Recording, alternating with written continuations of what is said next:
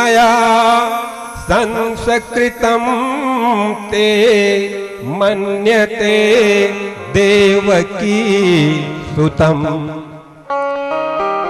हे नंद बाबा, अगर मेरे द्वारा आपके पुत्र का संस्कार किया जाएगा तो मन्यते देवकी सुतम, सारा ब्रजमंडल मथुरा मान जाएगा कि ये देवकी का पुत्र है, तो ये खतरे से खाली नहीं है। जान की सुरक्षा कीजिए लाले की। तब तक यशोदा और रोहिणी दोनों आ जाती हैं, बोलती हैं बाबा जी पुत्र हमारा है। 16 संस्कार होते हैं और संस्कार अगर नहीं किया गया, संस्कारात भवेत् द्विजा, सभी जन्म से शूद्र होते हैं। जन्मना जायते शूद्रः, यास्क मुनि का यह वचन है, यास्क मुनि का वचन है, बड़ा कॉमन श्लोक है, आप सब जानते हैं।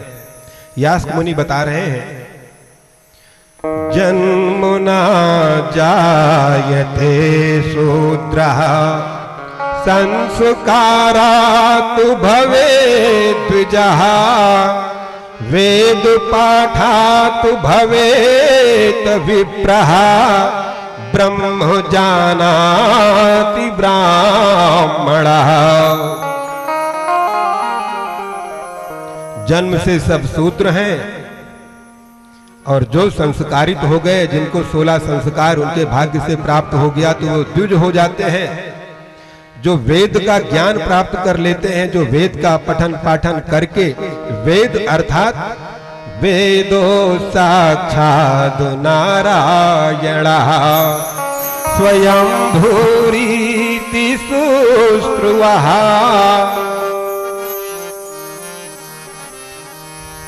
वेद साक्षात नारायण है और वेद का पठन पाठन करके जो जान जाता है, जो पाठन कर लेता है, पढ़ लेता है, वेद में लिखे हुए संस्कृत के श्लोकों को जान जाता है, वेद पाठात विप्रः, उसे विप्र कहा जाता है। विशिष्ट प्रज्ञावान, विप्र का मतलब है विशिष्ट प्रज्ञावान। और ब्रह्म जानाति इति ब्राह्मणः, ब्राह्मण कुल में, पंडित कुल में अगर पैदा हो करके ब्राह्मणों की परंपरा, वेद ब्राह्मणों की परंपरा के मुताबिक अर्चन पूजन बंदन नहीं करते हैं, ऐसे ब्राह्मण का पैर पकड़ के क्या फायदा। और अगर कोई शूद्र उस रसो वैसाह में अगाध प्रेम रखता है तो उसको छोड़ करके क्या मिलेगा। यास्क मुनि का वचन है, ये हमारा कपोल कल्पित कोई ये कारण, कोई ये स्टेटमेंट नहीं है। तो याद और ध्यान स्मरण यही करना है, ब्राह्मण वही है, ब्रह्म जानाति इति ब्राह्मणः। तो यशोदा और रोहिणी माता कह रही हैं कि बाबा बहुत जल्दी महाका, अरे एक तो नाव करके मेरे आप आए ना, एक नामकरण संस्कार तो आप करने के लिए आए ही हैं, साथ में इसका भी कर दीजिए। त्रिकालदर्शी हैं गर्गाचार्य जी, और जो त्रिकालदर्शी हैं, तीनों काल का दर्शन कर सकते हैं, तो वो जानते हैं कि हे माता, आपकी गोद में कौन है, आपसे कौन जन्म लिया है, आपके यहाँ कौन पालने में, कौन आपके यहाँ घूम रहा है, कौन है वो? वही अंतर्यामी प्रभु हैं। और अंतर्यामी प्रभु का दर्शन करने के लिए गर्गाचार्य जी को मौका मिला हुआ है। सो तुम जानो अंतर्यामी पूर्वो मोर मनोरथ स्वामी। अब नामकरण संस्कार शुरू कर दिए। गर्गाचार्य जी और बोल रहे हैं, अयम ही रोहिणी पुत्रो रमयन सुहृदो गुणै हो, आख्यास्ते रामिति बलाधिक्याद बलम विदुः। बलाधिक्याद बलम विदुः अयम हि रोहिणी पुत्रो रमयन सुहृदो गुणैः। ये अपने सुहृदों के हृदय में रमण करेंगे, इसलिए इनका नाम आख्यास्ते राम इति, इन्हें राम कहा जाएगा। लेकिन बल की अधिकता के कारण बलाधिक्याद बलम विदुः आख्यास्ते राम इति। हे माता, इनका नाम बलराम होगा। एक बार प्रेम से बोले बलराम भगवान की जय हो। इस प्रकार रोहिणी के पुत्र बलराम जी का पुत्र का नाम बलराम पड़ा। अब अंतिम लक्ष्य जिसके लिए गर्गाचार्य जी आए हुए हैं, त्रिकालदर्शी हैं, और वो जन्माद्यस्य हैं। वो जन्माद्यस्य यतोन वयः दितिरतश्चा अर्थेषु अभिज्ञस्वराट तेने ब्रह्म हृदय आदि कवये मुह्यन्ति यत् सूर्यः। जिसने ब्रह्मा जी को भी ज्ञान दिया, और बड़े बड़े जो ज्ञानी हैं वो भी मोहित हो जाते हैं, और इतने ज्यादा मोहित होते हैं कि जल में स्थल और स्थल में जल समझने लगते हैं। उनके सामने कौन बैठा हुआ है? गर्गाचार्य जी बैठे हुए हैं और कह रहे हैं कि आसन वर्णास्त्रयो। साधारणतया तो नामकरण संस्कार हो रहा है, लेकिन गर्गाचार्य जी वो श्री नारायण जो कान्हा बन करके रोहिणी जी की गोद में पड़े हुए हैं, उनसे कह रहे हैं कि मैं भी आपकी हिस्ट्री जान रहा हूं, आप साधारण बालक नहीं हो, कौन हो मैं बता रहा हूं। वर्णास्त्रयो आसन हि अस्य गृहण तो अनुयुगम तनोः। हे माता, आपकी गोद में जो पुत्र है ना, ये हर युग में अलग अलग रंग लेकर के पैदा होता है, अलग अलग वर्ण लेकर के, अलग अलग कलर लेकर के पैदा होता है। ये पहले शुक्लो रक्त तथा पीतो, ये पहले कभी सफेद रंग के होकर के पैदा हुए हैं, फिर कभी लाल होकर के पैदा हुए हैं, कभी पीले रंग में पैदा हुए हैं। लेकिन इस बार इदानीम कृष्णताम गतः, इस बार काला रंग लेकर के पैदा हुए हैं, काले वर्ण में पैदा हुए हैं। इसलिए हे रोहिणी माता, हे नंद बाबा, हे यशोदा, इनका नाम कृष्ण है। सर्वम आकर्षयति इति कृष्णा, जो सर्व को अपनी ओर आकर्षित कर ले उसे कृष्ण कहते हैं। एक बार प्रेम से बोले बाल कृष्ण भगवान की जय हो। और बता रहे हैं प्रागयम वसुदेवस्य क्वचित् जातस्तवा तुमजः।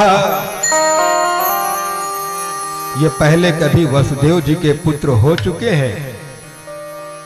माताएं चौंक गई कि वसुदेव के ऊपर तो इतना बड़ा संकट चल रहा है, 7 पुत्रों की हत्या कर दी गई और 8वें पुत्र को खोजा जा रहा है, और ये कह रहे हैं कि वसुदेव के पुत्र हो चुके हैं। इशारा कर दिए श्री नारायण को, बता दे रहे हैं गर्गाचार्य जी कि हम जान रहे हैं कि आप वसुदेव नंदन हो, मैं जान रहा हूं कि आप देवकी नंदन हो। वसुदेव वासुदेव इति श्रीमान अभिज्ञाः संप्रत्यक्षते। ये वसुदेव नंदन है, इसलिए हे यशोदा जी, इनका नाम वासुदेव भी होगा। बोलिए वासुदेव भगवान की जय हो। और बता रहे हैं कि माता, हे बाबा, बहुनि सन्ति नामानि रूपाणि च सुतस्य ते गुणकर्मानुरूपाणि तानि अहं वेद नो जनाः। इनके गुण, इनके लीला से इतने ये गुणवान हैं, इतने लीलावान हैं, ये इतने इनके रूप होंगे कि इतने इतने हरि अनंत हरि कथा अनंता हरि अनंत कथा कहीं सुनाई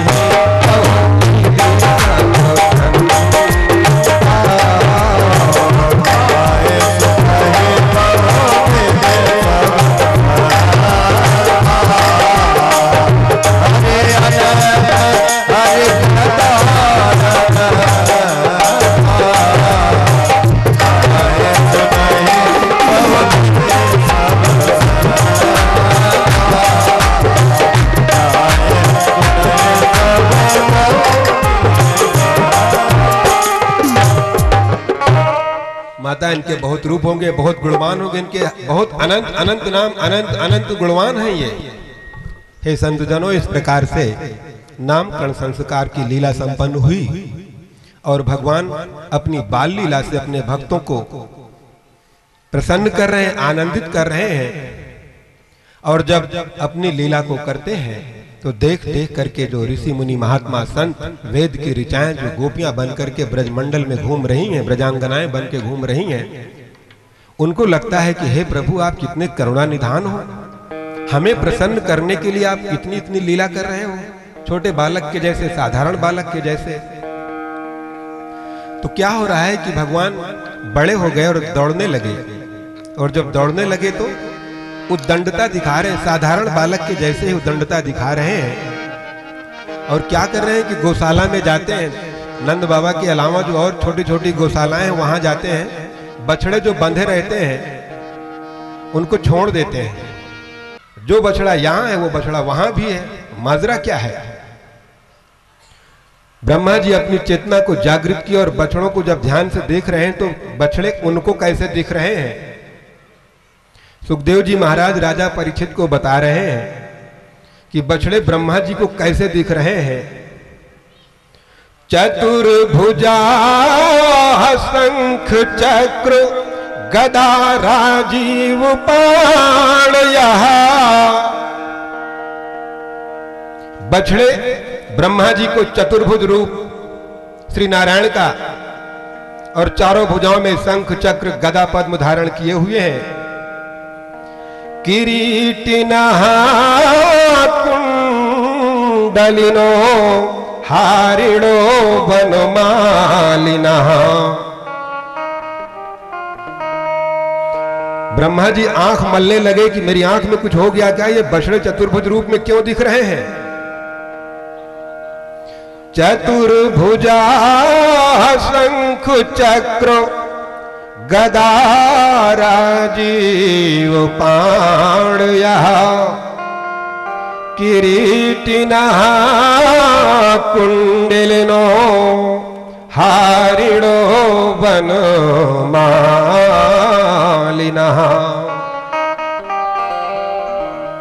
किरीटिनः कुंडलिनो, कान में मकराकृत कुंडल है, चतुर्भुज रूप धारण किए हुए हैं, शंख चक्र गदा पद्म धारण किए हुए हैं, सिर पर मुकुट है, कान में कुंडल है।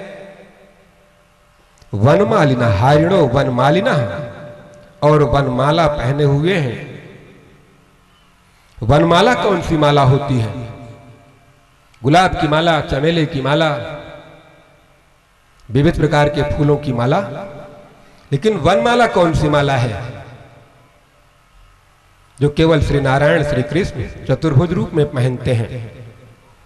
5 पुष्प हैं हे भक्तजनों, हे माताओं, हे बहनों, 5 पुष्प हैं। जब एक माला में ये पिरो दिए जाते हैं तो उस माला को वनमाला कहा जाता है।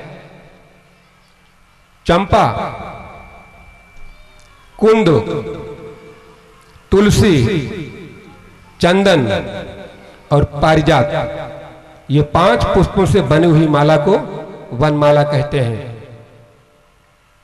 ब्रह्मा जी देख रहे हैं किरीटिनः कुंडलिनो हारिणो वनमालिनः। ब्रह्मा जी को ज्ञान हो गया, अरे ये तो श्री नारायण ही हैं, हमसे भूल हो गई। तुरंत प्रकट हो गए, बछड़ों के सामने नतमस्तक हो रहे हैं। सभी ग्वाल बाल हंस रहे हैं कि ब्रह्मा जी को क्या हो गया है, बछड़े के सामने साक्षात दंडवत प्रणाम कर रहे हैं।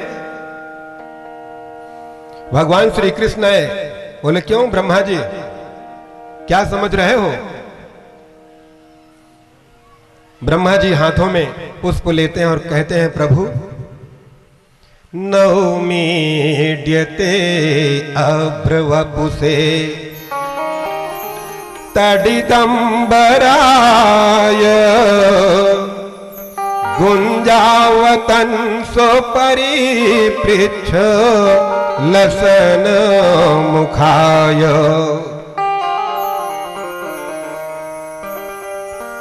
हे जगदीश्वर, हे जगदाधार, हे जगत नारायण, मैं आपको दंडवत प्रणाम करता हूं, आपसे क्षमा याचना करता हूं। हमसे भूल हो गई, हमारे ऊपर कृपा करें, दया करें। भगवान श्री कृष्ण मुस्कुराए। ब्रह्मा जी ने कहा प्रभु, जिस रूप को देख करके मैं भ्रमित हो गया था, वो रूप ही मेरे लिए इस समय सर्वश्रेष्ठ रूप है।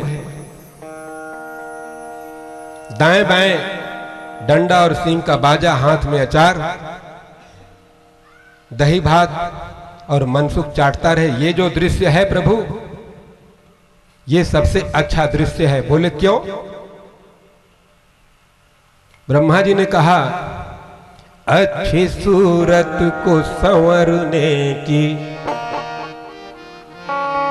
अच्छी सूरत को संवरने की जरूरत क्या है? अच्छी सूरत को संवरने की जरूरत क्या है? अच्छी सूरत को संवरने की जरूरत क्या है? सादगी में भी कयामत की अदा होती है।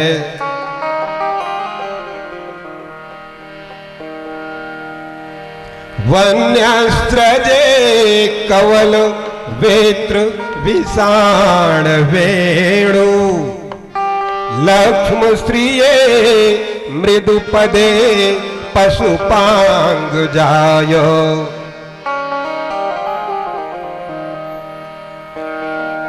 ब्रह्मा जी खड़े हुए भगवान श्री कृष्ण के सामने और 40 श्लोक में वंदना कर रहे हैं। क्या? जय जय सुरनायक,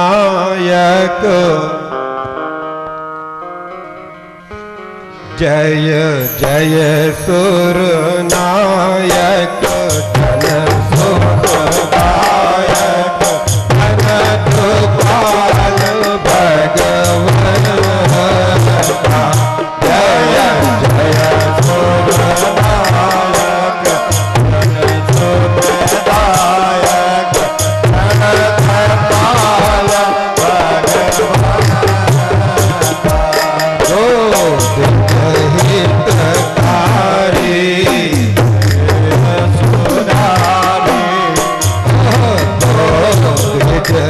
हितकारी जय असुरारी सिंधु सुता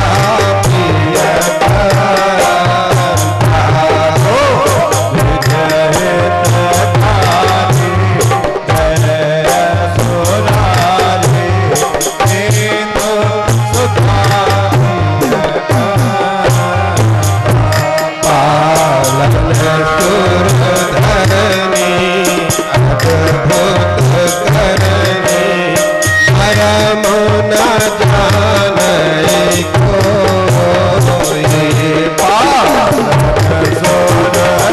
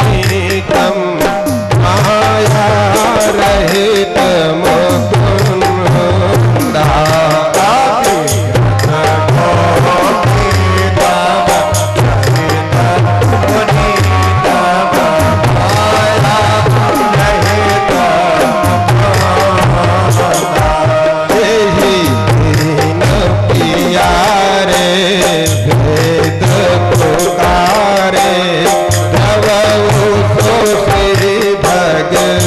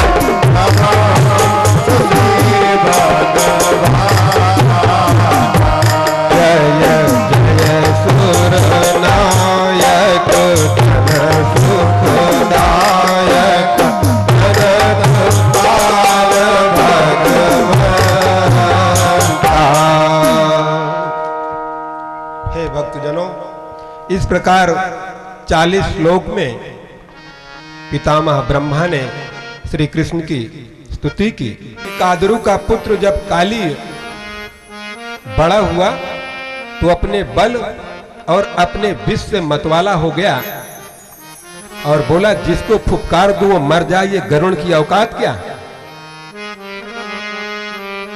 काली इतना क्रोधित हो गया, बोला मैं ये ऐलान करता हूं कि आज के बाद कोई भी नाग सर्प गरुड़ के पास नहीं जाएगा।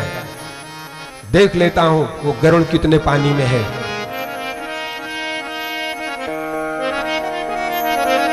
सर्प तो जानते थे कि गरुड़ जी कितने बलवान हैं,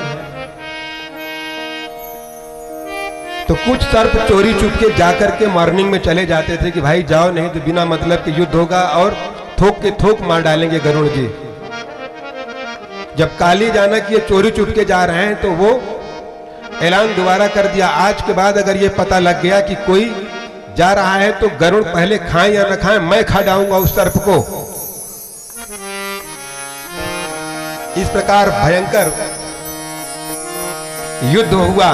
इस घटना को लेकर के जब गरुड़ जी को मालूम पड़ा कि काली फिर से खड़ा हो गया है हमारे खिलाफ, तो गरुड़ जी अटैक कर देते हैं काली पर। तो काली और गरुड़ जी का युद्ध होता है। गरुड़ जी काली के छक्के छुड़ा देते हैं और काली को मालूम है कि सौभरी नाम के एक ऋषि हैं जिन्होंने गरुड़ को श्राप दिया है कि काली के इस दाह में अगर तुम आओगे तो भस्म हो जाओगे। काली ये बात जानता था। जब हार गया, छक्के छूट गए, अस्थि पंजर ढीले हो गए, तो जान बचा करके जा करके बैठा हुआ है यमुना के उस दाह में जो सौभरी नामक ऋषि से सुरक्षित है। गरुड़ वहां प्रवेश नहीं कर सकता है। तो जब देखा कि वंशी विभूषित श्री नारायण गरुड़ स्वयं नहीं आ सकता है, इसलिए अपने सरकार को, अपने मालिक को भेजा है मेरे पास। उसने ये समझा कि ये मुझे मारेगा, उसने क्रोध किया काली ने और श्री कृष्ण के मर्म स्थानों पर काटना शुरू कर दिया। भगवान श्री कृष्ण को लपेट लिया, अचेत कर दिया। कुछ ग्वाल बाल जो बच्चे थे दौड़ के गए, माता यशोदा को बताए। बलराम जी भी इस घटना में नहीं थे, मां यशोदा के पास थे, रोहिणी के पास थे। वो नंद बाबा सभी और बचे ग्वाल बाल उपनंद सब दौड़ करके आए। कृष्ण डूबे हुए हैं, कान्हा डूबे हुए हैं, बीच बीच में लहरों के बीच में निकल करके आ जाते हैं और देखते हैं कि सांप लपेटे हुए हैं। त्राहिमाम मेरे बेटे को, मेरे पुत्र को बचाइए बचाइए चिल्ला रहे हैं। बलराम जी तो हमेशा श्री नारायण के साथ रहते हैं, शेष नाग भगवान हमेशा श्री नारायण के साथ रहते हैं, वो तो सैया ही हैं, वो जान रहे हैं। जब काली ने अपना पूरा जोर लगा लिया, जब वो अपने जोर के अंतिम, अपने बल के अंतिम चरण पर आ गया, तब भगवान ने अपना थोड़ा सा बल लगाया और अपनी शरीर को थोड़ा सा फुलाया। इतना टाइट किए हुए था कि भगवान ने थोड़ा ही अपना आकार बढ़ाया और उसकी हड्डी पसली चरमराने लगी। काली स्वयं अपनी पकड़ को, अपनी जकड़ को ढीला करने लगा और जैसे ही ढीला किया भगवान पुनः अपने रूप में आ गए और सर्र से ऊपर आ गए। ऊपर आकर के उसके फन पर अपने पैर को रख देते हैं और क्या कर रहे हैं? सुखदेव जी महाराज राजा परीक्षित को बता रहे हैं, तम नर तुम उद्यतम वेक्ष तदा तदीय गंधर्व सिद्ध सुरचारण देव वधवा प्रीत्या मृदंग पणवानक वाद्य गीत पुष्पोपहार नुतुभि सहसोपसे दुहो। भगवान उसके फन पर चढ़ गए और नाचने लगे, उसके फन पर नाचने लगे। नटवर, नटवर कौन? भगवान श्री कृष्ण। और ऐसा नाच रहे हैं कि उनके नृत्य को देख करके सुर देवता गंधर्व अपनी पत्नियों के साथ मृदंग, तानपुरा, ढोलक, वीणा आदि सब के साथ, आदि सब सुर साज्य के साथ बजाने लगे और भगवान नाच रहे हैं। उसके फन पर नटवर नाच रहे हैं। 100+1 101 फन है काली को। सुखदेव जी महाराज कह रहे हैं, यदु यक्षिरो नमते अंग सतैक शीर्षणसो तत्तनु ममरुदु खर दंड धरो अंघ्रिपातैः। हे राजन, जिस भी फन को वो उठाने की कोशिश करता था, इससे पहले कि उठा ले, भगवान अपने चरण कमल उसके ऊपर जोर से रख देते थे। 101 फन है और इतना जोर से रख रहे थे, इतना जोर से नाच रहे थे कि वो चित्र कैसे दिख रहा है। यह चित्र तांडव, हे भक्तजनों, हम सभी लोग जानते हैं तांडव कौन करता है। नटराज, भूत भवन भगवान भोलेनाथ तांडव करते हैं। सुखदेव जी महाराज कह रहे हैं, यह चित्र तांडव रुगुण फड़ा सहस्त्रो। सतैक 101 फन पर इतनी तीव्र गति से नाच रहे हैं, सुर के साथ नाच रहे हैं, ढोलक, तबला, हारमोनियम, वीणा सब बज रही है, गंधर्व बजा रहे हैं और 101 फन पर नाच रहे हैं। दो पैर से नटवर नटराज के जैसे दिख रहे हैं। जिनकी चरण रज पा जाने में ही जीवन सुधर जाए, जिसके चरण कमल जिसके सिर पर पड़े हो, ये इस लीला का दूसरा पक्ष है जो आपके सामने प्रस्तुत करने का प्रयास कर रहा हूं। साधारणतया ये है कि भगवान नाचे काली के फन पर, उसको समझा दिए, उसके मान का मर्दन किए, लेकिन गहराई को समझे आप जैसे प्रबुद्ध, शुद्ध और ज्ञानी जैसे श्रोता इस बात को बखूबियत समझ सकते हैं। जिस चीज को हम बताना चाहते हैं, दो शब्दों पर विशेष ध्यान दें। सतैक शीर्षणसो सहस्त्रो, 101 फन 1000 फन हो गया है। श्लोक फिर से सुने। यक्षिरो नमते अंग सतैक शीर्षणसो। दूसरा श्लोक, तच्चित्र तांडव रुगुण फड़ा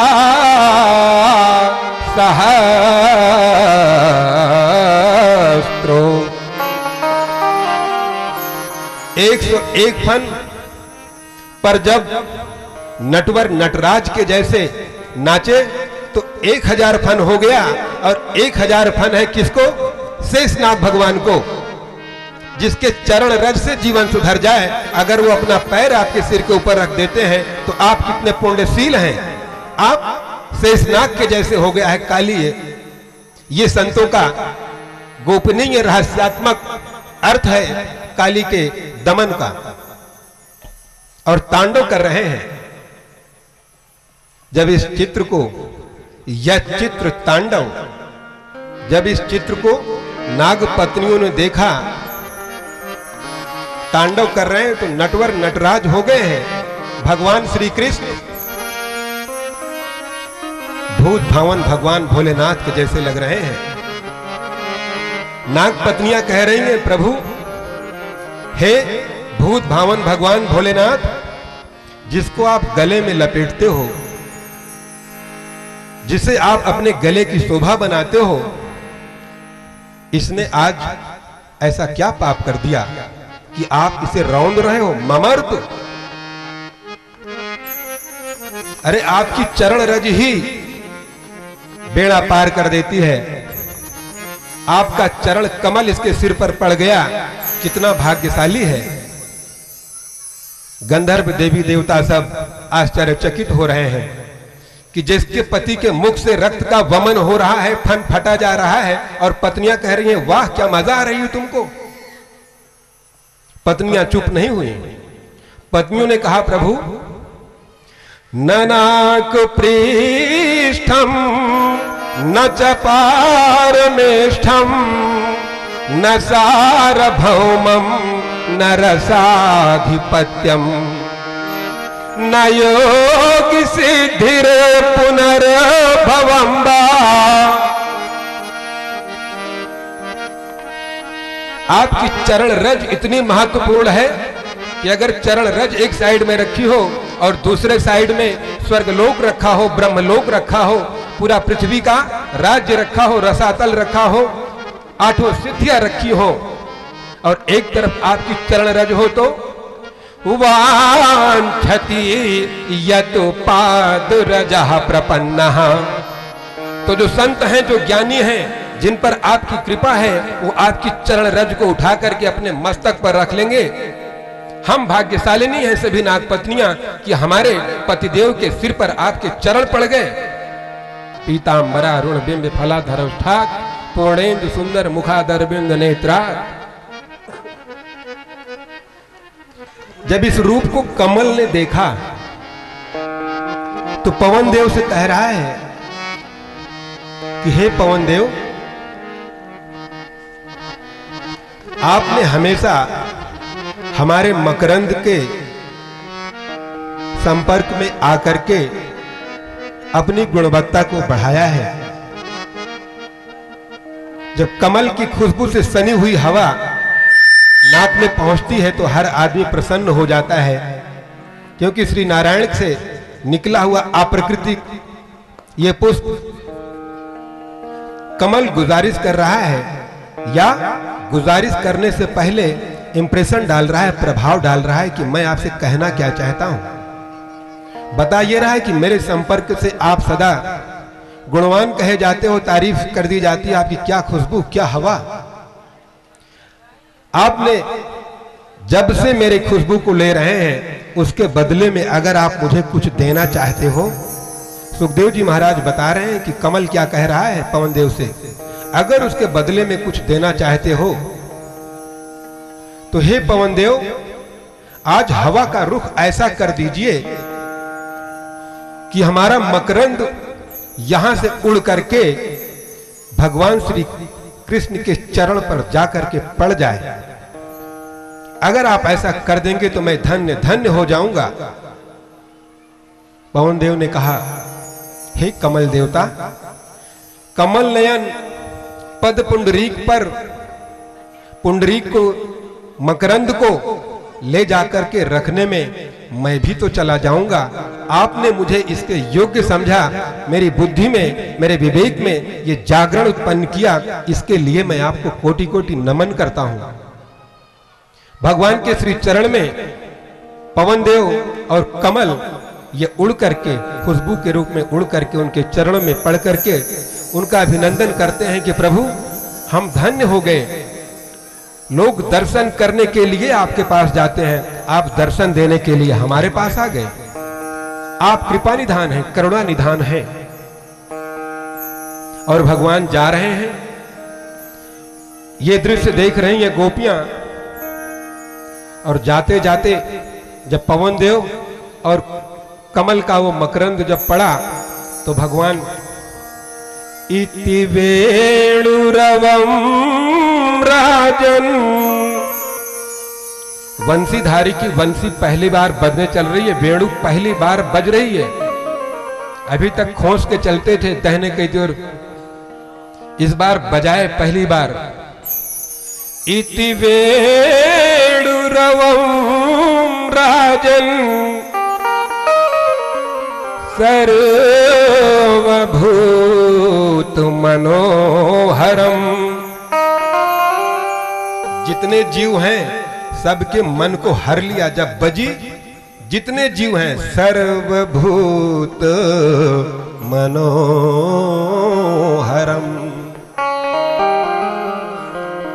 और जब ब्रजांगनाओं ने, ब्रजबालाओं ने जब ये वेणु की रव को, वेणु की तान को सुना, ब्रजांगनाएं ब्रजबालाएं विशेष इसलिए हैं कि ये विशेष ऋषि मुनि महात्मा वेद की ऋचाएं हैं जो ब्रजांगना बन करके भगवान के संपर्क में रह रही हैं। तो जिसकी जितनी पात्रता, उसके पात्रता में उतना ही जल आता है। करम कमंडल कर लिए